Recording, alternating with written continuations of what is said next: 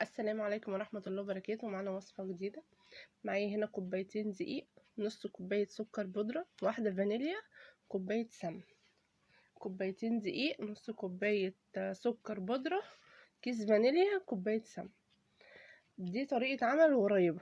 معايا كوباية سمن بلدي اهو زي ما انتوا شايفين. هبتدي ان انا افضيها. الغريبة لازم سمن بلدي.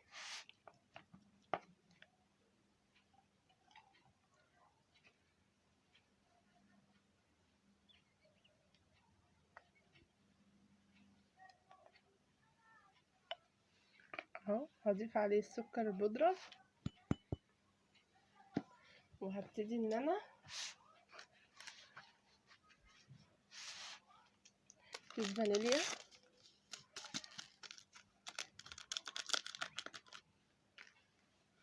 هبتدي انا بقى افضل اخلط السمنه مع السكر مع الفانيليا لحد ما تكون معايا كريمي. هفضل بقى انا اضرب فيها كده شويه وهرجع لكم تاني.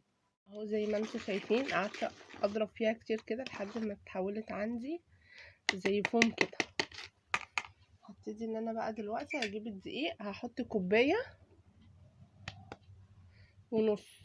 هحط الاول كوبايه ونص كده زي ما انتم شايفين.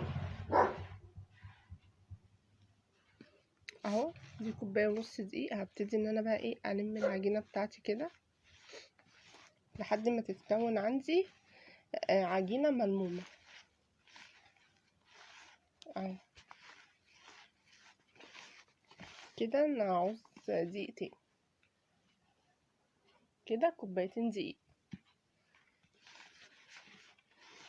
طبعا بيختلف من انواع الدقيق. في دقيق بيبقى عايز سمن اكتر، وفي دقيق بيبقى مظبوط.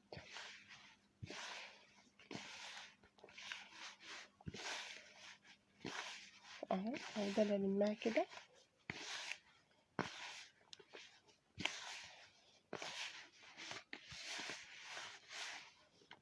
اتلمت معايا زي ما انتوا شايفين.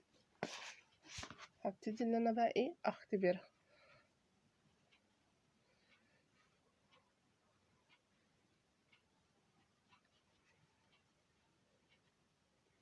اهو عجينه ناعمه جدا وما بتشققش منك. يعني انتي بتاخدي كده كوره، بتعمليها كده زي كوره وبتضغطي عليها. اهو لو شققت منك يبقى محتاجه حته سمن، بس هي كده المقادير بتاعتي مظبوطه. هريحها بقى 5 دقايق كده، وهجيب صاج واشكل عليه وهوريكم برضو. اهو بعد ما ريحتها 5 دقايق هبتدي ان انا اخد قطعه صغيره كده وهكورها. وطبعا هحطها كده في الصاج بتاعي اهو، مش هضغط عليها. معايا هنا بقى سوداني اهو زي ما انتوا شايفين. معايا هنا بقى سوداني، بقسم السوداني 2 كده، وببتدي ان انا احطه كده واديها بس ضغطه بسيطه. هعمل بقى كل المكونات بنفس الطريقه وهوريها لكم في الاخر. وبكده دي كانت كميه الغرايب معايا اهو. وعملت دي كمان هسويها بقى على درجه حراره 180. متاخدش كتير، متاخدش وقت كتير يعني في الفرن. وهوريها لكم بعد ما تخرج. كده دي كانت الغريبه بتاعتنا اهي. بصوا مستويه وحلوه قوي ودايبه. بصوا هي دايبه جدا على فكره. اتمنى تجربوها، وان شاء الله اشوفكم في وصفه جديده.